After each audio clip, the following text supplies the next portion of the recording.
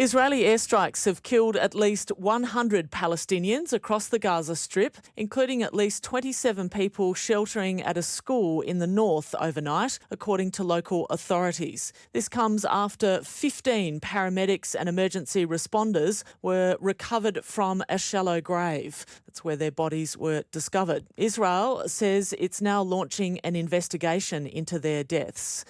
Michal Cotler-Wunsh is Israel's special envoy for combating anti-Semitism, and she joined me earlier. Thank you. Thank you, Sally, for having me on. How does Israel explain the deaths of these 15 medics, ambulance workers, emergency staff, Red Crescent workers who had been shot in the head and chest and then buried in a mass grave? You know, Sally, what we should be asking ourselves is how does the world accept that Hamas, a genocidal terror organization that intentionally embedded itself amongst civilians in order to be able to use human beings as human shields, and for the last 18 months has been doing so, including the years before, building tunnels below hospitals, schools, private homes. How is it that the world is not outraged, including when it murders Palestinians, in order to be able to do what Hamas does best, as I said, a genocidal terror proxy of the Islamic regime in Iran, for whom human tragedy is the strategy. And much more troubling is how is it that the world, and we know now that Hamas has actually reduced the numbers of casualties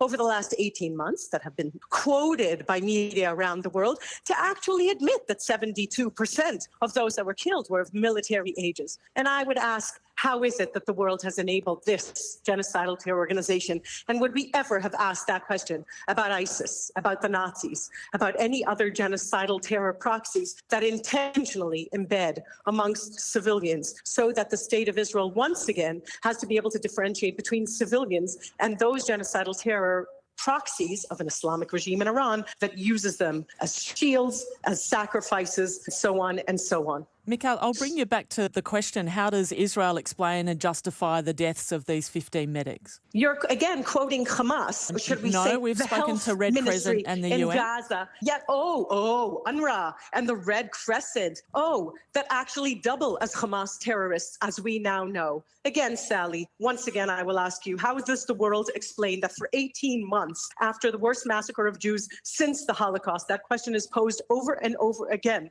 of the state of Israel that has been engaged in a multi-front war with genocidal terrorists for whom human tragedy is the strategy. And once again, it is the state of Israel seated on the dock of the accused, even as it tries to differentiate between civilians and goes to more lengths than any military in the world. As military experts will tell you, that this kind of urban warfare, of course, always has tragic loss of life. But no, the world has not held Hamas, a genocidal terror proxy, and its enablers, and the regimes of whom it is proxies of, to account. And that is how we have reached this situation. What evidence does Israel have that any of these 15 people that were killed in this particular incident were members of Hamas? What evidence does the world, when it has accused the state of Israel for the last 8 to 18 months, have, as we know that UNRWA workers have been embedded, involved, including holding hostages in their own homes, and then actually retract months later after that false evidence is presented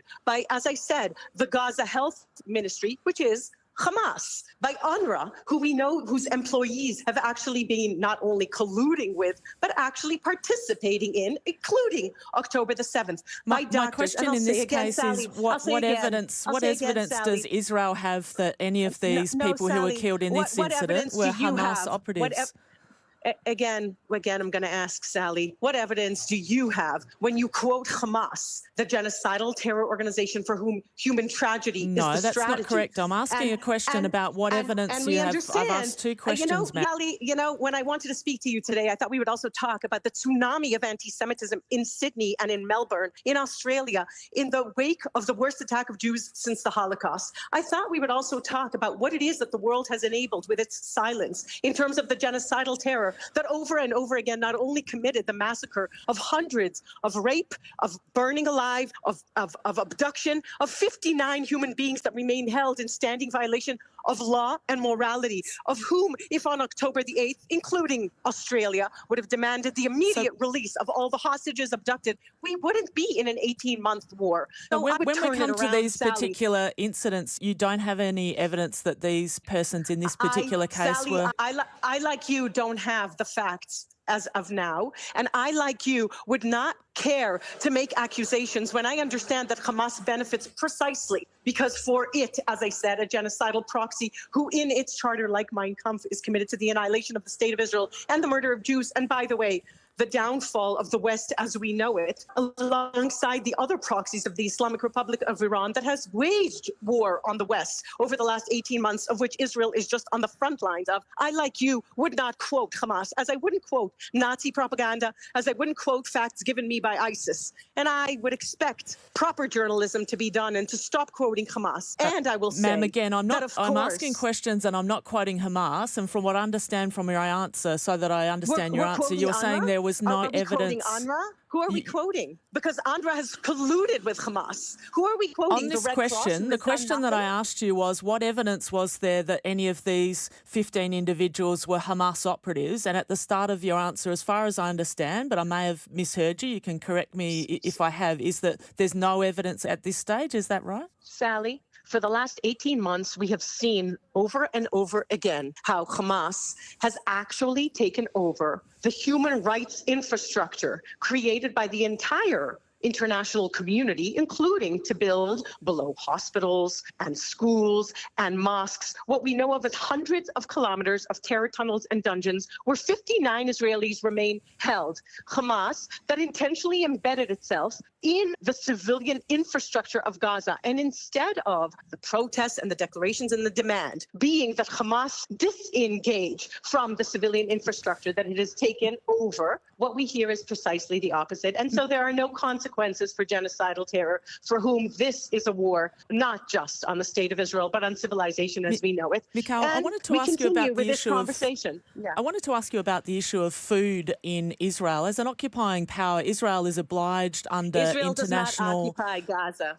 Israel has not been in Gaza since, as you know, since 2005, Sally, because you're a journalist. Israel disengaged from Gaza in 2005. Hamas took over the Gaza Strip in 2007. Israel decides how much food gets in and out of Gaza? Really? That's interesting because Egypt has a very long border with Gaza. And instead of pressuring Egypt to enable whatever humanitarian aid to enter Gaza over the last, years, actually, there is this consistent expectation that the state of Israel, that has been attacked by Hamas, a genocidal terror proxy, alongside other proxies, the Houthis and Hezbollah, all proxies of an Islamic regime in Iran, there is an expectation that Israel also enable humanitarian aid, even as 59 Israelis are languishing in the terror tunnels and dungeons. So Israel is not responsible Gaza. for food going in and out of Gaza? Israel is not responsible for food going in and out of Gaza if the food is actually then hijacked by Hamas, a genocidal terror organization that holds the civilians hostage and steals why did Israel announce that it was from... suspending food aid going into Gaza about a month ago? Well, why don't we ask, Sally, would Australia, if it was attacked by the country that it was attacked, be expected to then feed the people attacking it